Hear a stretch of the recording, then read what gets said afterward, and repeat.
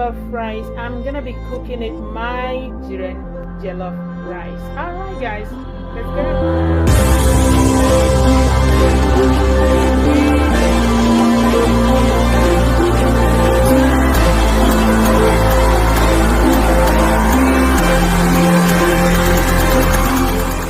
So that your rice doesn't look too dry when it's totally done.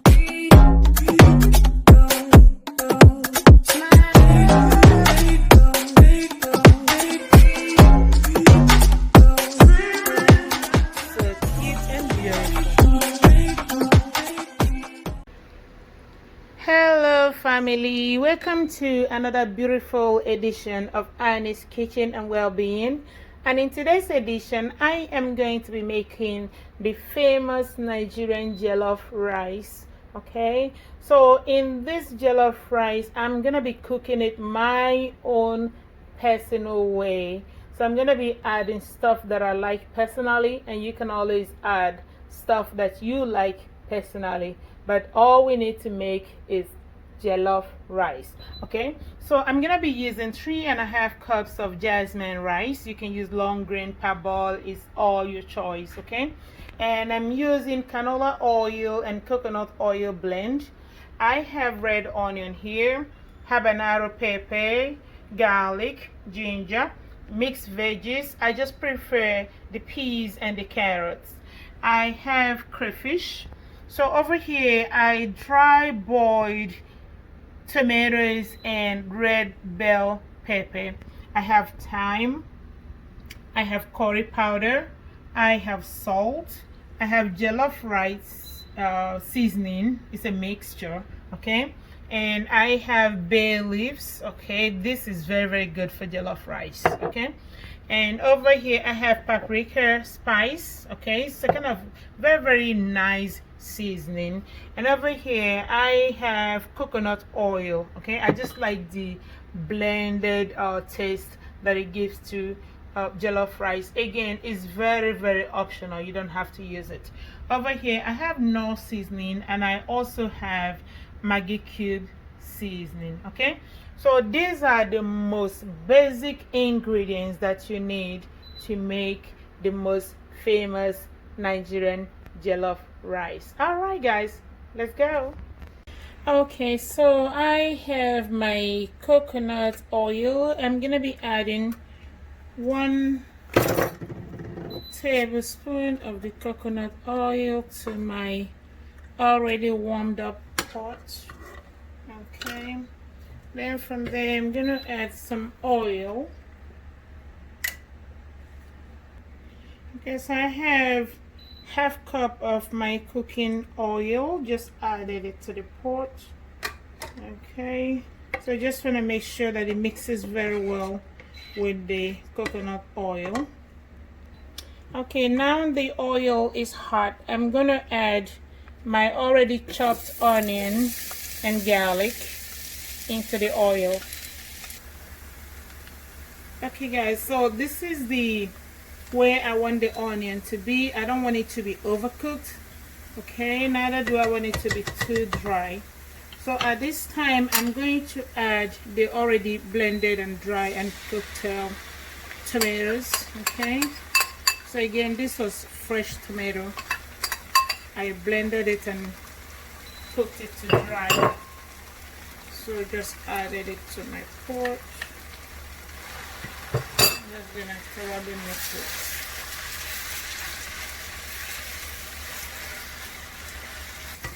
Okay, so now my tomatoes have dried just the way I want it to be, not over dry, but as soon as the sour taste is all gone, then you can always know your tomato is done, and you see the dry oil floating around. So at this time I'm going to add my spices and herbs. So I have the thyme, I have the Knorr seasoning, I have curry powder, I have the paprika, I have the jollof rice seasoning mix. Okay, so I'm going to put the whole thing in there at the same time. So this is going to be a quick process. So as soon as I'm done evenly mixing it, this is done. I'm not gonna fry this one that long. Okay. All right, so that part is done. So what I'm gonna do now is to add the blended garlic, ginger, and crayfish. Okay, so just added that. I'm just gonna mix it, make sure it's evenly mixed. Then I'm gonna let this to cook for 1 to 2 minutes before adding the next thing. So at this time, I'm gonna rinse off my blender and add the water in there. So I'm gonna try to add this is the Maggi cube. So just squeeze that in. Okay. So I have the bay leaf. So I'm gonna add approximately maybe 3 of them. Okay, 3 of the bay leaves. Okay.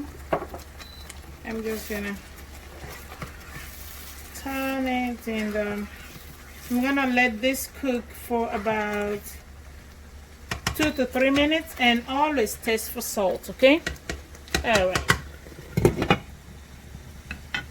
Okay, so this is the jasmine rice. What I did, I boiled water and I poured it inside the rice, so I let it stand for 5 minutes. So now I'm going to just filter out the water before adding it to the already cooking jollof rice stew. Okay. Okay, so now I have tested for salt. It's quite very good right now, the way I want it to be. So I'm going to introduce my rice to the stew. Okay, so as you can see, and also remember not to add so much water in the beginning. It's better to add water as you go than your rice being overcooked and there will still be some water floating all over. So that's why you just have to be very, very smart about the quantity of water you add to the food from the beginning. So make sure your heat is really on the low side so that this does not burn. Okay. Okay, so at this time I'm just gonna cover it and let it cook. As you can see, everything is well mixed, so it's on low heat. I'm gonna cover it and let it cook for 5 minutes. Just continuously check on it. Okay. All right, see you shortly.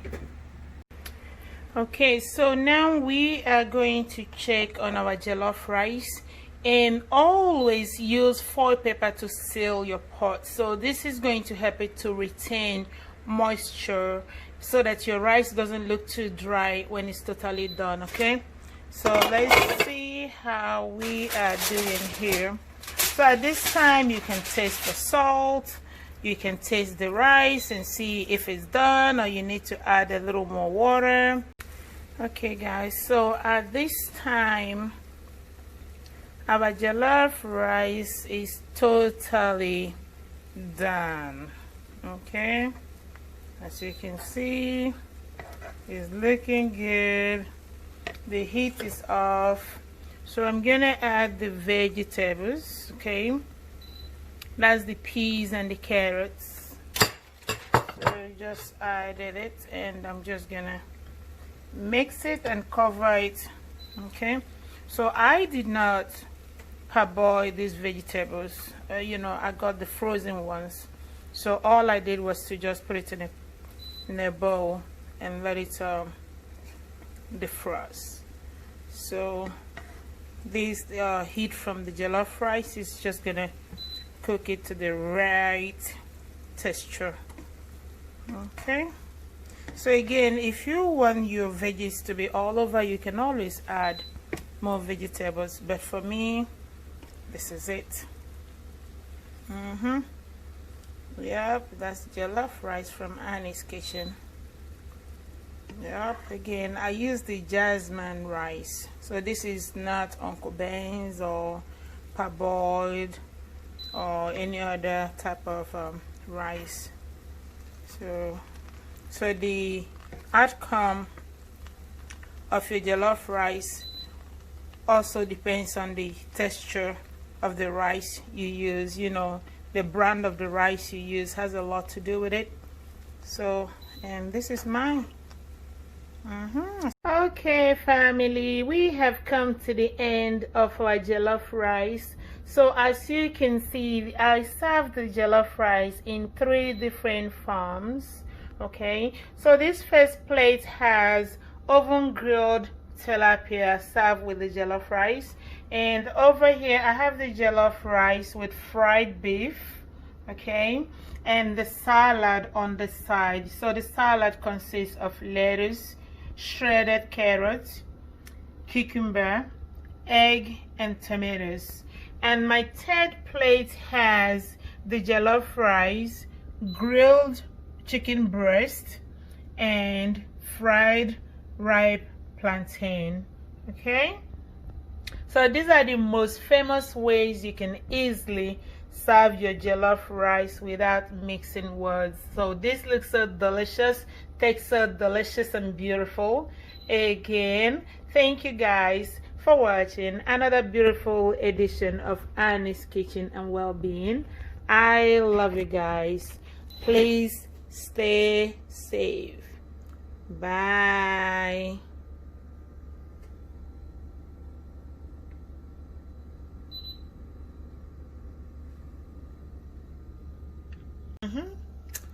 Oh yeah, that's so cute and beautiful.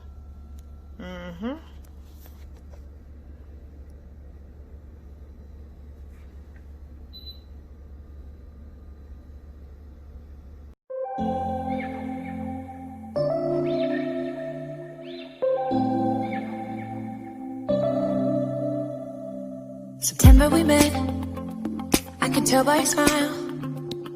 You hadn't been with a good girl like me in a while. Yeah, you were impressed, couldn't leave me alone. Text me every time that you pick up the phone. And I had That's so control in the cute and backseat. beautiful.